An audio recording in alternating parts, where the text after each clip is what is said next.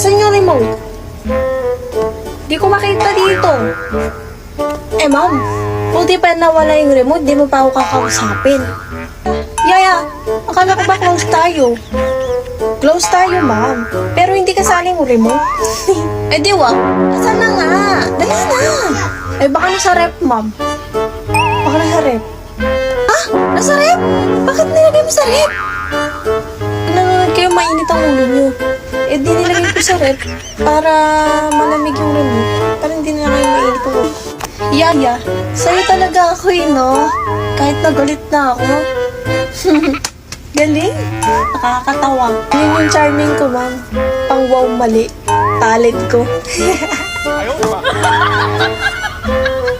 Yaya. Starting today, diet ako. No sweet, no rice, no fast food. Kailangan ko yun para sa akin magandang pit. Correct, madam. Pero ang order niyo, madam, milk tea, regular sugar pa rin. Oo, syempre, kailangan dahan-dahan para hindi mabigla yung katawan ko kung wala. Oo nga po, dapat dahan-dahan ng healthy living. May dumating bang parcel na hindi ako nag-order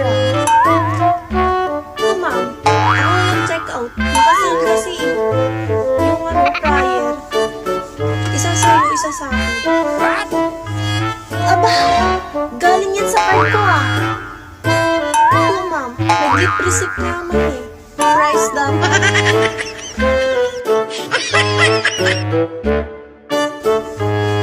Kaya, sabi ng horoscope ko, today about toxic people. Ay ma'am, alis ako ba? Excuse me? Ako lang ma'am, huwag po kayong mag-resign sa pagiging amo ko. Yan, nasan si Never? Hindi ko siya mahanap Nakita mo ba? Ay ma'am, nakikipag-drama po siya sa gitna ng ulan, parang sa teleserye. Ay, mana talaga sa'yo, Yaya. Puro arte. Opo, ma'am. At least natural ang beauty. Wow! Yaya, ano nga ulit ang password? Password ng Wi-Fi. I love my Yaya 2023, madam. Bakit I love my Yaya? Ma'am, para maalala niyong mahal niyo ako kahit na sinasabihin niyo akong tamad.